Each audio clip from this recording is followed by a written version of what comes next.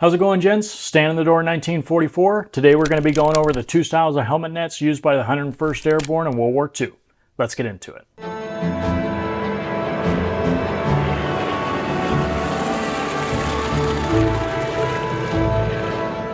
Both styles of helmet nets being featured in today's video can be purchased at standinthedoor1944.com. So the 101st Airborne was using two different styles of helmet nets during World War II. So today we want to go over the identifying features between those two helmet nets, as well as talk about at what period in the war those helmet nets were being worn, so that you can be basing your impression and your unit's impression off of that information. As always, don't take the information that I'm providing today as gospel. I want it to serve as a baseline for your own research. Yes, I have studied the 101st Airborne for over 20 years, and the information in today's video is based off of over 2,000 published photographs of the 101st Airborne in Normandy and Holland. And with that information, I've been able to accumulate the details that we're going over today, but at the same time, don't take that as gospel. Go and find the original photographs of your unit. Go and find the original documentary footage showing your unit at different stages in the war and be basing your impression solely off of that. Use this information as basically a starting point for you. So without further ado, let's get into the details. So the 101st Airborne, for their first combat mission, they were going to be being issued the early war style 1/2 to 3/4 inch helmet net. That 1/2 to 3/4 inch dimension is based off of the size of the individual squares of this helmet net. I say 1/2 to 3/4 inch because depending on how tightly the helmet net was secured over the helmet, it could alter the distance between those squares. Now, there is one exception to this in Normandy that I know of. The picture that you're seeing right now is of a member of the 2nd Battalion of the 501st who's wearing the ladder style 1/4 inch helmet net. And you can see him standing next to several other troopers that are wearing the traditional 1/2 to 3/4 inch helmet net. So you will find a couple differences of this in Normandy as well as in Holland. But again, I encourage you to base your impression off of the rule, not the exception. Another key identifying feature of the 101st Airborne in Normandy in regards to their helmet net is the extensive use of camouflage scrim in their helmets.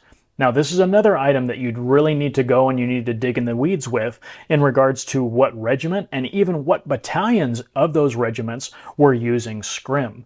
For instance, the 502nd PIR, they probably had the most scrim of any of the regiments of the 101st.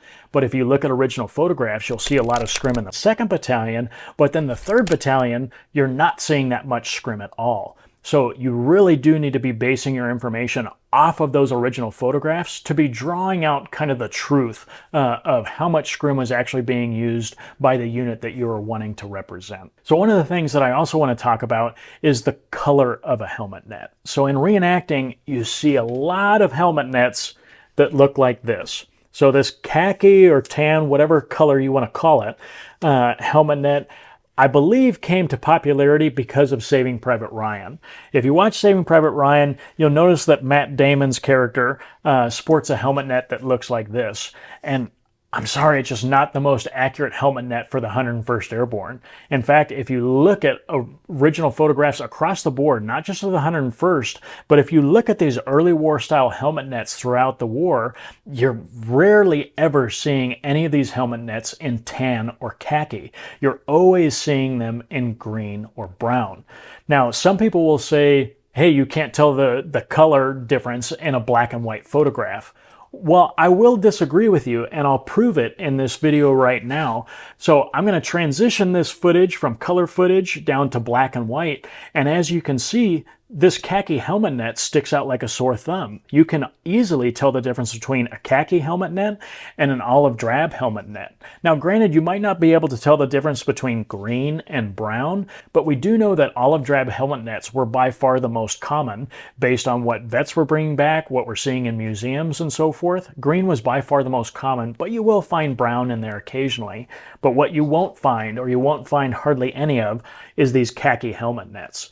And if you don't believe the black and white color test that I just showed you, I encourage you go and look at photographs of the 551st in southern France, because a lot of those guys are wearing these larger 2-inch helmet nets. And what these actually were, these weren't helmet nets. These were actually camouflage nets that were used to cover vehicles and artillery pieces and so forth, that when troops were getting ready to go into combat, sometimes they would go and and the units would cut these apart and actually make helmet nets for them to give camouflage for their helmets.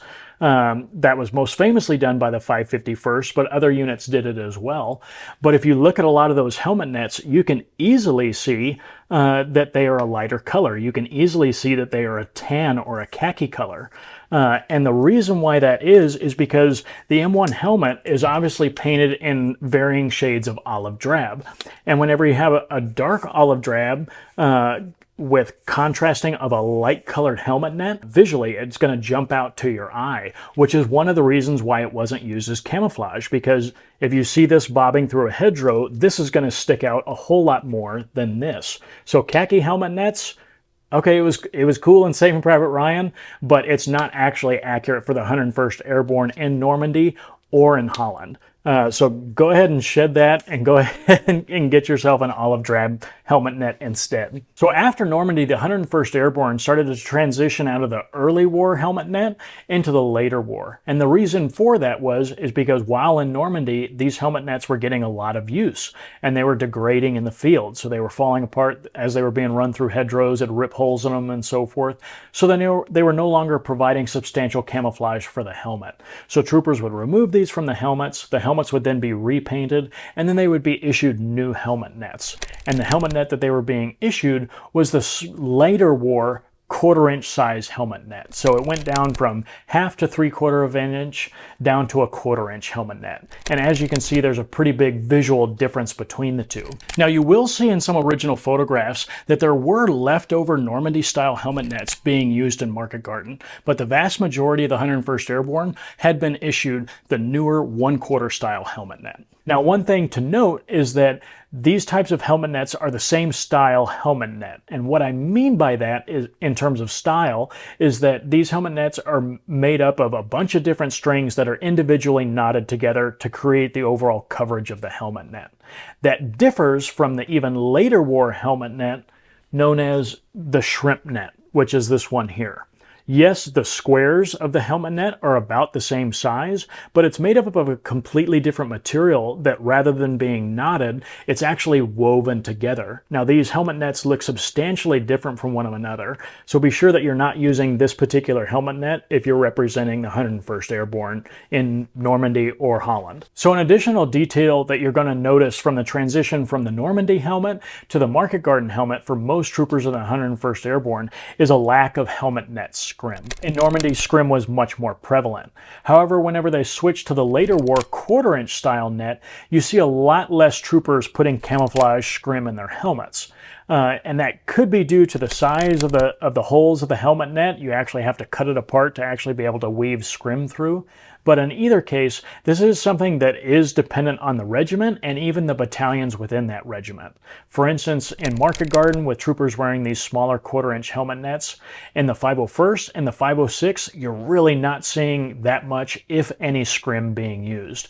However, in the 502nd, you are seeing quite a bit more scrim being used in that particular regiment, but it even varies within the battalion. Another thing that you're going to notice on the later war style helmets, some of the paratroopers you're going to notice wearing the first aid kit actually attached to their helmet net. Now this was a practice, as we've discussed in a previous video, that was almost exclusive to the 502nd Regiment. If you haven't seen that particular video, I highly suggest going and checking that out, because that is a key piece of kit that you need to understand when it is appropriate and when it's not appropriate to wear this on your helmet. But that is something that you do start to see in Market Garden. Now, as Market Garden came to a close, the same as Normandy, these helmet nets were starting to decay. They'd been through a lot of use. They'd been on the line for over 70 days. So there was a lot of these helmet nets that were really just ripped to shreds. So they were removing those helmet nets because they were no longer providing adequate camouflage. And so as troops were coming out of Holland and then being redeployed into Bastogne, you're going to see most of those paratroopers actually not wearing any helmet nets on their helmets. You will see a couple though, however, and most of those are going to be the smaller 1/4 inch style helmet net. So here's a recap for the 101st Airborne helmet nets. If you're going to be doing a Normandy event, you're going to want to go with that 1/2 to 3/4 inch olive drab color helmet net. Be sure that you're not doing a khaki or a tan helmet net, as this isn't appropriate for any unit at any stage in the war. Depending on what regiment and what battalion you're wanting to represent, you might want to put some scrim camouflage in your helmet net for Normandy. But then once you go and transition into Holland, you're going to want to go down to that 1/4 inch late war style helmet net. And if you're representing the 502nd PAR, you might want to consider putting a first aid kit on there as well. Both these helmet nets can be found on our website at standinthedoor1944.com. Have a good one. We'll see you in the next video.